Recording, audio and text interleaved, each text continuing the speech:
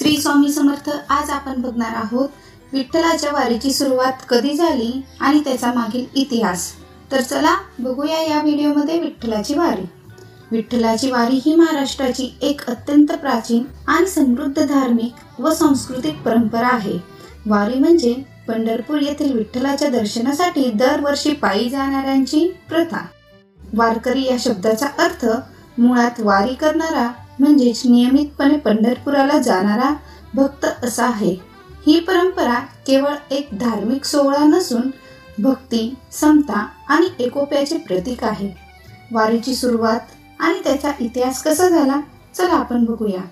वारीची नेमकी सुरुवात कधी झाली याबाबत थोडे मतभेद असले तरी साधारणतः 13व्या शतकापासून या परंपरेला स्पष्ट रूप आले असे मानले जाते। भक्त पुंडलिक यांच्या काळापासूनच वारीची संकल्पना अस्तित्वात आली असावी असे काही जण मानतात, कारण पुंडलिकाच्या भक्तीमुळेच विठ्ठल पंढरपुरात विटेवर उभे राहिले अशी आख्यायिका आहे।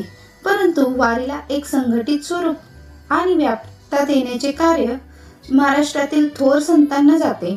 संत ज्ञानेश्वरांचे वडील विठ्ठलपंत कुलकर्णी हे नियमितपणे पंढरपुराची वारी करत होते असे संदर्भ मिळतात। त्यांच्यानंतर संत ज्ञानेश्वर आणि त्यांच्या भावंडांनी ही वारी परंपरा पुढे चालू ठेवली। संत ज्ञानेश्वरांनी 13व्या शतकात आळंदी येथून वारीला सुरुवात केली असे मानले जाते। त्यांनी आपल्या वडिलांच्या परंपरेला पुढे नेत पंढरीची वारी एक महत्त्वाचा आध्यात्मिक सोहळा बनवला। संत नामदेवांनी तर वारी परंपरेला व्यापक बनवले आणि विविध जाती धर्माच्या लोकांना एकत्र आणले। संत तुकाराम महाराजांनंतर त्यांचे पुत्र नारायण महाराजांनी देहू येथून पालखी सोहळ्याची परंपरा सुरू केली। कालांतराने हैबत बाबांनी ज्ञानेश्वर महाराजांच्या पादुका पालखीत घालून दिंडी समारंभासह धाटाने पंढरपुराला नेण्याची प्रथा सुरू केली। त्यामुळे या सोहळ्याला आजचे भव्य रूप प्राप्त झाले आहे। वारीचे महत्त्व काय आपण बघूया। भक्तीचा मार्ग वारी म्हणजे विठ्ठलावरील असीम प्रेम आणि भक्ती व्यक्त करण्याचा एक मार्ग आहे। सामुदायिक भक्ती वारीमध्ये लाखो लोक एकत्र येतात, एकत्र प्रवास करतात, भजन कीर्तन करतात, ज्यामुळे सामूहिक भक्तींना वाढ मिळतो। समतेचे प्रतीक वारकरी संप्रदायामध्ये जात, धर्म, लिंग यांचा कोणताही मतभेद मानला जात नाही।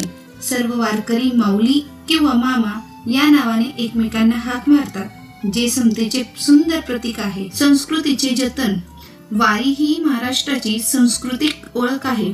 यातून अभंग, भजन, कीर्तन, भारुड यांसारख्या पारंपरिक कला आणि साहित्याचे जतन होते। नैतिक मूल्याचे शिक्षण वारी दरम्यान वारकरी साधेपणा, नम्रता, संयम, सहिष्णुता आणि परोपकारासारख्या मूल्यांचे पालन करतात।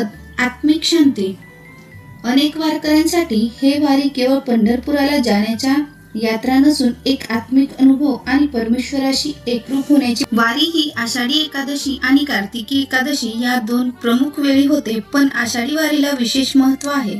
देहू येथून संत तुकाराम महाराजांची पालखी आणि आळंदी येथून संत ज्ञानेश्वर महाराजांची पालखी पंढरपूरकडे प्रस्थान करते आणि या दोन्ही पालख्यांसोबत लाखोच्या संख्येने वारकरी पायी चालत येतात। थोडक्यातच विठ्ठलाची वारी म्हणजे महाराष्ट्राच्या वारकरी संप्रदायाचा प्राण आणि पंढरीच्या विठुरायाप्रती असलेल्या निस्सीम भक्तीचा एक चालता बोलता सोहळा आहे। Thank you for watching this video. Like, share and subscribe this channel. Thank you. जय हरी विठ्ठल।